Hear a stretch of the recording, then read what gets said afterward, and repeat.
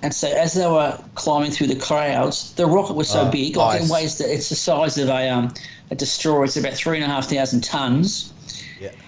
and it created an electrical storm, Wow. and it blew out all their electrics. So there they are on top of this rocket, going at 3,000 miles an hour, and the cockpit is pitch black. Everything electrical is just shut down. But their radios were still working. And I said, "What do we do?" And everyone said, "What do they do?" And no one knew. And there's one of those boffins out the back. I said, "Oh, we had that in the simulation 3 months ago. Press this button, that button, and you'll be right." Oh, And wow. they go, "Oh, right." And so they said, "Press this button and this button," and said, "What's that?" And luckily, one of the astronauts knew where the button was. Only one of the three knew where it was, and they just pop, pop, pop, Yeah. and then everything came back. And so, but they were flying at 5,000 on top of sort of 3,000 tons of rocket fuel, or liquid oxygen and liquid hydrogen, Yeah. and they were completely blacked out. And then Absolutely got it frightening. back, and that was it. So it's just amazing. Super. That was lucky. and so after that, they said, "We're never going to lift off in a rainstorm again," because the rocket's so big it created its own electrical storm, and the lightning sort of blew out the rocket. Yeah, the now, electrics. do you remember? I remember. There's one of the things I remember about space travel and that kind of thing was Challenger. One of the Challengers went up and it lost panels, like the heat-resistant panels. The foam. What was the story with that? Do you remember? What happened was because they were travelling at 5,000 miles an hour, the external oxygen tank was insulated with foam. And the foam cracked a hole in the wing of the orbiter. So what happened was when the orbiter re-entered the space, it didn't have that protective shield over the wing, and the atmosphere burned it out, and the spacecraft broke up. That was it. Oh, so they died?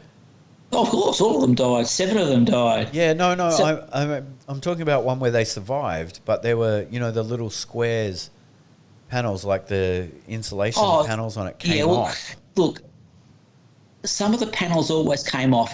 This one, a hole that big was blown off on the leading edge of the wing. So that was Yeah, right.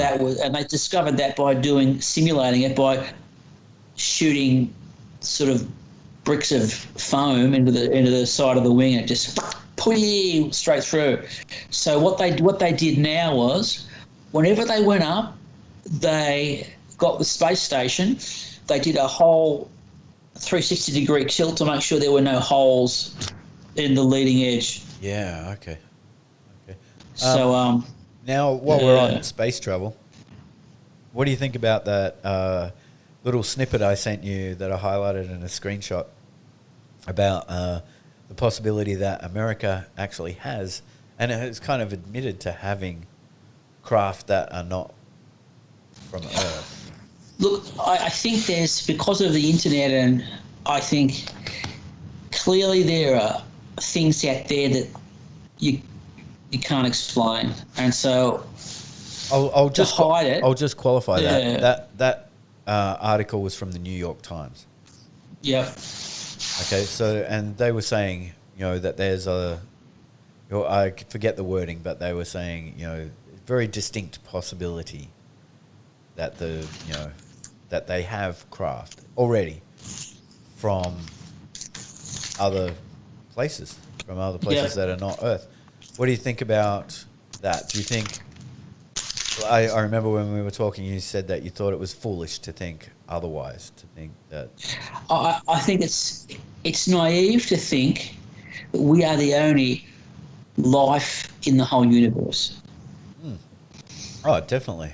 I And definitely agree, and and I seem to think that, man, that is really loud. yeah. That paper. Yeah. I really think that we have. Well, what I think is that it's actually happened, and it happened a long time ago. I don't know. Are you familiar with a guy called Bob Lazar? Have you heard of him? I've heard of the name. Yeah, right. Really worth doing some research into his story, because his story hasn't Wow. changed and he hasn't profited off his story. And I'm pretty sure he's been vindicated really about what he was saying. But really, really worth checking out the story of Bob Lazar. But I'll leave that with you as a thing to look at. But I think that, my point is that we have had, to a certain extent, not been told, that these things exist and have existed, and that, that somewhere someone has proof, like 100% categorical proof that these things existed, and yet, from the general population of the world, these things have been kept hidden from us. Do you agree? Do you think that's true? Or I believe what that. I think is what difference will it make to our lives if it's pointed out these things are there or these things are not there? I don't think it's going to make any difference, and so I think because it's not something that's going to change the way we live our lives, they don't mention it because it serves. What purpose does it serve? Yeah, well, I think it does serve a purpose, and one of those purposes is that it's a legitimate mystery. A mystery. Yeah, it's a mystery that people can work on and be talking about and be real, and we have lots of mysteries that we go on about that perhaps not of a great amount of value, but this, the implications of that, and if it was proven, and then that would open up so many topics of discussion about, imagine that we know that aliens are real, right? So we know that 100%. Think of the 100%. think of the fields of study that would now be legitimately able to discuss that. And I mean, also philosophically, I mean, people who are writing books, people who are making movies, people who are making documentaries, people who are discussing the implications of what that means to us as humans, and where did we come from? Was there alien intervention in the production of humans on Earth? Does it affect what we believe about Darwin? I mean, the implications of that, it opens up. It definitely opens up a certain amount of instability in thought, but also it opens up so much potential for thought, and maybe it would help us get over ourselves as humans. Here's my immediate thoughts about that. Perhaps they have met them, and these guys aren't so nice. And so, if they're not so nice, what's the point of mentioning it? Because if they were sort of, we will help you develop your technology, we will do this, or we will do that, but we're coming to get you. Yep. If they've got bad motives, it serves no purpose. It only create panic for that to be broadcast. So there could be reasons. There could be some of them aren't the nicest people in the universe, and it'll just create panic to divulge what they're like. Yeah. Look, I get your point. I understand I understand what you're saying. Yeah. But I believe that the positives would far outweigh the negatives, even if it was that they were malevolent, even if they weren't positive, even if they weren't, that's good to know. It's good to know. And it's good to know for us when we consider strategies and considering what we would do about that, and to also maybe pull our heads in. And I mean, I wonder if they exist, and I kind of am getting to the point where I believe that it's a given that they do exist. That I wonder what their purposes of their trips to our planet are, and if they are to observe us, what the hell must they think? Sure. Are we like their little ant colony that they're watching and going, oh my God, they just want to fight. They're just going to kill each other, and they're just building things to kill each other. That's all they seem to be concentrating on. We're so culturally immature. We don't behave well. We haven't worked out that we should all get along together. And if we worked with unification, the amount of people that we have, the things that we could achieve would be phenomenal. Mm-hmm. But we let all this other peripheral bullshit get in the way, and we're not fulfilling our potential as human beings. Like, this is almost like our cultures are designed to hold us all back and stop us being unified. And again, I'll cite patriotism as one of those things that just says, no, it's us, and it's not you. We're not you, and you're not us, and we're not the human race. We're not the human race. You're African, and we're, American, or we're Indian, or we're Chinese, or, Australian, or whatever. Mm-hmm. Instead of we're the human race, let's see what we can do together. Look, we got billions of us on the planet, but somehow capitalism is the best that we could come up with. And really, I don't believe that. I don't believe that capitalism is the best that we could come up with. It's what we got, and it's what we all vote for, because we all are a little bit greedy, and we all want to have a little bit more than the other guy, and we all want to kind of let the other guy know we got a little bit more than him. Deep down, it happens, and it's ugly.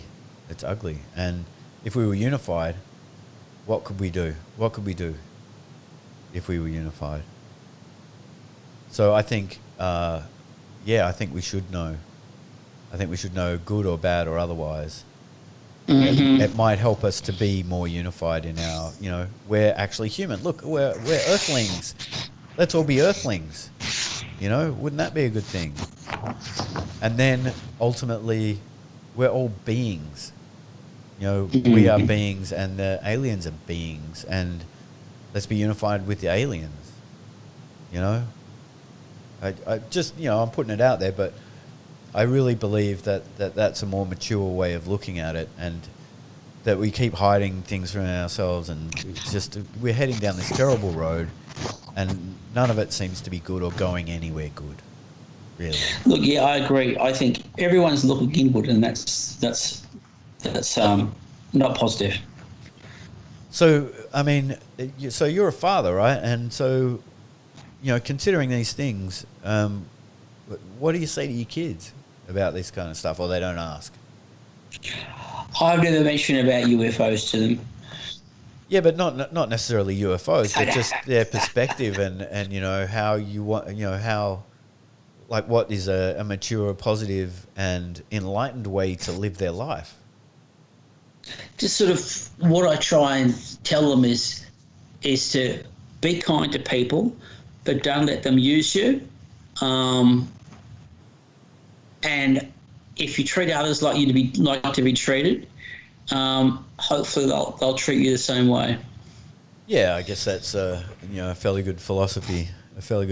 Are you worried about the world that we, older generation, have left or are leaving for them?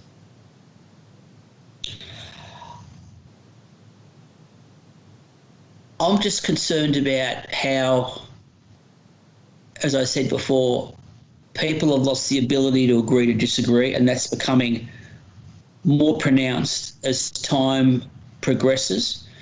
And I just think that that it's all going to come to a head one day. It's going to come to a head in the US election, because it's both sides have a very distinct tendency. They just can't see the other person's point of view, and I think it's sooner or later it's going to boil over in frustration. So, do you think that it's going to be cancerous? Do you think it's going to spread? Do you think it will leave the shores of America? Do you think Australia will be stupid enough to? Oh, look! I think there is a lunatic fringe in Australia. Can I get you to sit back a bit? Can I get you to sit back a bit? I think there is a lunatic fringe in Australia, but it's only around, I'd say, 10-15% of the population. And so... Oh, well, I guess, figures-wise, it's probably only 10 to 15% of the population in America too. Yeah, well, the thing is that's 33 million. That's a lot of people. 33 million can make a lot of difference. Whereas, yeah, well, I mean, in Australia, 10 to 15% can make a lot of effect in Australia, I think it's relative. 30,000. Yeah, I suppose so. Was it 300,000? Yeah, it probably is. Yeah, they can, and so that's why we have to be careful. But I just say, look, if you're true to yourself, that's all you can do, really. Oh, look, I think these people are lost. I think these people are Yeah, lost, and you know, the idea of being true to themselves. I think they don't know themselves, and also I think this is kind of a failing again. We're reaping what we sowed in yeah, the probably from the 80s on. That, yeah, you know, we haven't bothered, and we've definitely undervalued the ideas of studying philosophy and things like that at school. yeah, You know, the idea of just being intellectually enabled about things that are not about making money and screwing someone over and getting more. yeah, yeah, yeah. Yeah, and you know, uh, I guess I'm worried about the future. I mean, perhaps the near future, but I'm worried about that because countries have just suck up American culture so fiercely through American TV programs, through American sports, through, you know, social platforms now that are highly, you know, American influenced, that where, you know, something like that might transfer to Australia, where people are going, you know, it's working in America. Look, they're unsettling the government and they're going to topple it. We should have a go at it, you know, and that there being people and more people who are dissatisfied, you know, who have been fed things probably from my father's generation, who were dissatisfied with the government and like, oh, the worker man, he just doesn't get his fair share, you know, it's the big business and they all get it. And, you know, which to some extent is true, but also it's also far more intricate than that. And, you know, that we've denied that these things are necessary to know in an educational sense, becomes a problem later on. And I'm really concerned that we're so gullible and we so suck up everything that comes from America that this could prove to be internationally cancerous.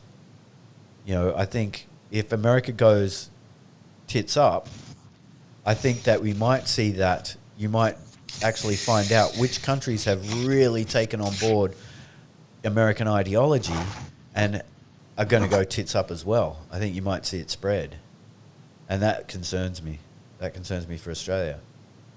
Especially because Australia is, they can say all they want, like they might say, you know, Americans are this and that, but really they're on board for it, and they're definitely 100% on board for the capitalist ideology, you know, which, you know, is predominantly an American ideology these days. You know, the form that we experience capitalism now these days is predominantly an American ideology. Well, am I putting you to sleep? I'm tired, but Okay. that's okay. Well, you know, we can wrap it up there. It's been a good conversation, and No, it's been good. Yeah. been good to have a chat. Yeah, I've enjoyed it. It's been good to talk to you. I'm sorry I've done a lot of the talking on this one. It's Normally, okay. I'm not so vocal about my points of view. I tend to let my guests do Yeah, look, I most of the found, look, talking. you have very set points of view, which is good. Like, I'm not that philosophical, Yeah, and yeah. you're frozen on me. Oh, that's good. Um, and so I'm not. I'm a deep thinker when I need to be, when I have to be. I don't normally think all the time. So Yeah, I get that. I I mean, appreciate. do you think I've changed much in my life from when you knew me so many years ago? I think you're more settled down. There are those who would disagree, I'm sure. There are Yeah, but definitely I those who mean, would in the disagree. sense of sort of like, I suppose you haven't changed that much. You still like riding motorbikes fast. Oh, well, I still love riding motorcycles, and sometimes I like riding them fast. That's true. And I do like having fast motorcycles. I definitely do. Yeah, I definitely do enjoy that. Yeah, there's something about that yeah. that I love. And I love riding them in Thailand because I'm able to ride them in the manner that I so choose without being, you know, overly governed about how I do it by Just a by the question. government. Yeah. How have you found living in Thailand? What's attracted you to stay there? The freedom, definitely, Yeah. 100%. Yeah, the freedom. I'm pretty sure my friend, actually an American guy that I live in Thailand, live in the same village. He says to me that the word Thailand actually translates to free land. Okay. It's like the land of the free. So it's kind of like it's almost an American ideology, but not really. It doesn't play out like that because it's corruption and all that kind of. Well, maybe it is the same, and it's just so wonderful, Thailand, and it's a wonderfully beautiful country. It's not as clean as Australia, definitely, but it for when I was about 23, I lived in Townsville in the north of Queensland. So you were in the army, weren't you? Yeah, so I lived up there for about 4 years, and just beautiful and absolutely, I'm just taken with like the jungle and that beautiful lush forests and that kind of thing, and that's everywhere in Thailand. Most places, and it's such a beautiful country, so lush and green, and the people are wonderful, really, really friendly. Like if you, so going back to motorcycles, if let's say you're an idiot like me quite often, and you get drunk and you go to get on your motorcycle, but you can't because you're kind of drunk and you fall off, they'll all rush out and help and pick you up and make sure you're okay. And, if anything happens to you, they'll come to your aid. It's such a wonderful, it has a really good community vibe about it, Thailand, and it's a really wonderful place, and the people are really wonderful. They really are happy, wonderful people, mostly, right? Obviously, that's for any culture. You have good, bad, you have happy, angry. That's true, and you have people who are going to take advantage of you and people who will take care of you. That's the same in any. But I find that in Thailand, I love the place. I love the place. I love the roads. I love riding around Thailand. I love getting up into the mountains, and it's just so beautiful. It is really, really a beautiful country. And yeah, go. Have you managed to be able to live there so long? Are you a citizen, or what sort of your visa status do you have? Okay, again, I'll get you to sit back a little bit. And I get to live there. Well, I was a teacher there, so I worked there. So I had residential status when I was a teacher there. When I did that, I took on a place. So I rented a place where everything that I own in Australia is in that place. Yep. And then I was, I can live on a Thai salary. Yeah, I can do okay. But for the idea of saving money, not so much. But I can exist. Indefinitely in that scenario. And when I was there teaching, I met a guy from Kazakhstan, and he said to me, "Oh, have you thought about teaching in China?" And so I said, "No, I haven't thought about teaching in China. China kind of scares me." And he goes, "No, it's great. It's great. You should go there."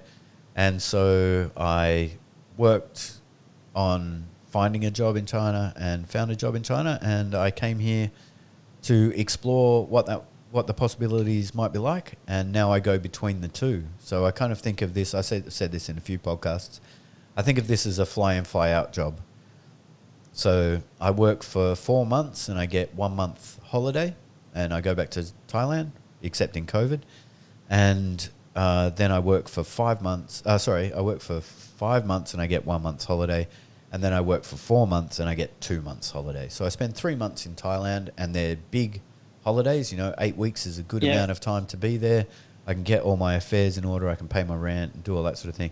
But in answer to your question, I'm actually a tourist.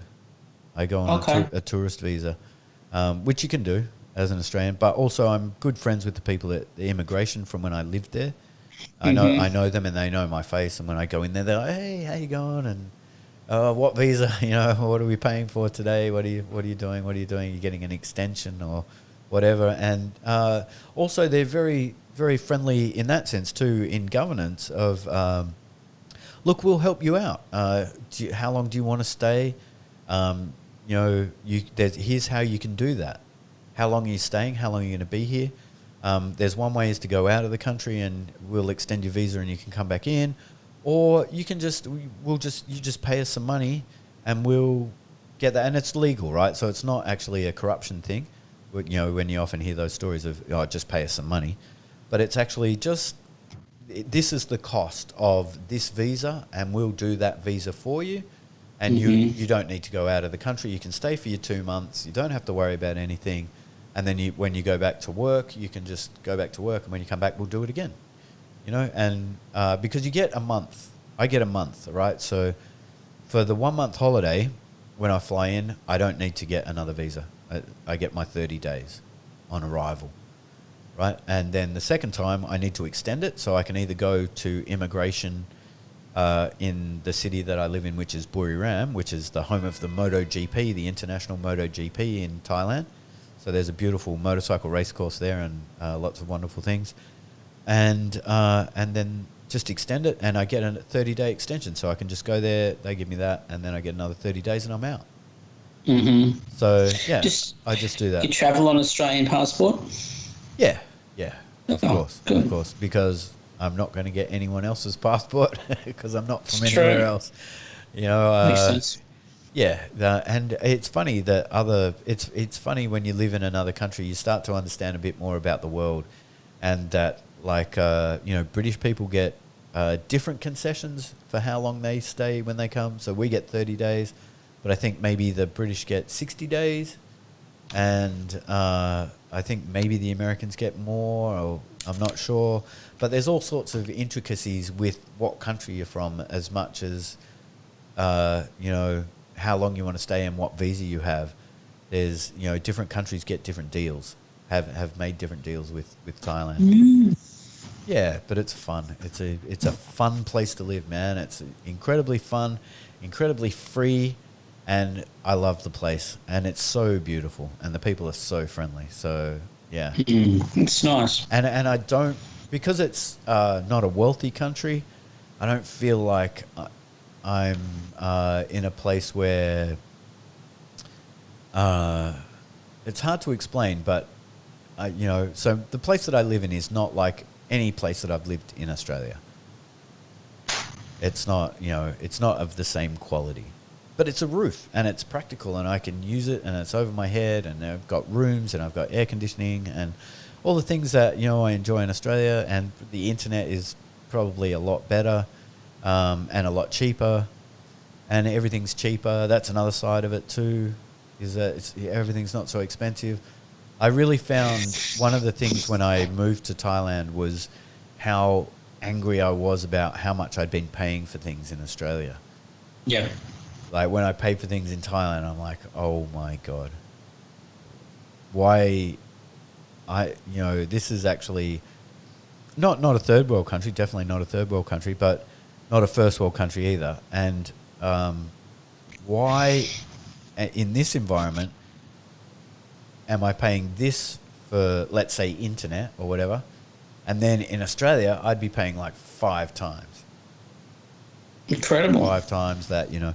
Well, for example, right, my rent on my property, so I live in a 2-bedroom house with a kitchen, bathroom, all the same sort of thing, but obviously not as good quality as Australia, but it has all of those facilities, right? And it costs me $150 a month. Whoa. A month. Now, I'd be lucky to find anything. I'd be living in a complete shithole in Australia for $150 a week.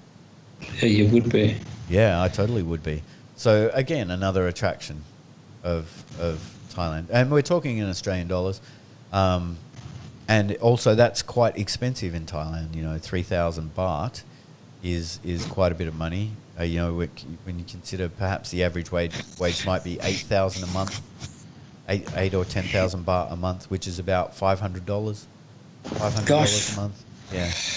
So yeah, it's all comparative, but I love the place and I love living there, and I hope I die there. I hope I die on top of a beautiful mountain overlooking, you know, a valley and some beautiful rivers up there. It's a wonderful place. Absolutely wonderful. Good. Okay. Oh, so while we're on it, Yep. Do you frequently return to the Philippines? No, No. I haven't been there since oh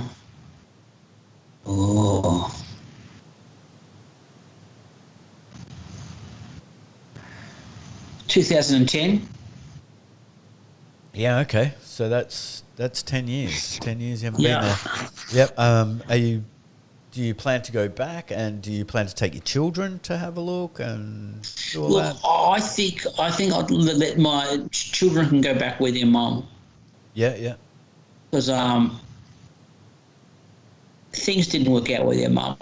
Like their mum has, I think this is the reason why it didn't work out is she's very very set ideas and she's unwilling to have any other set of ideas, and so it has to be her way or the highway.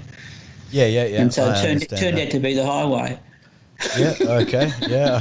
Well, that happens. It does But happen. but the thing is, what's good is I have a really good relationship with her now.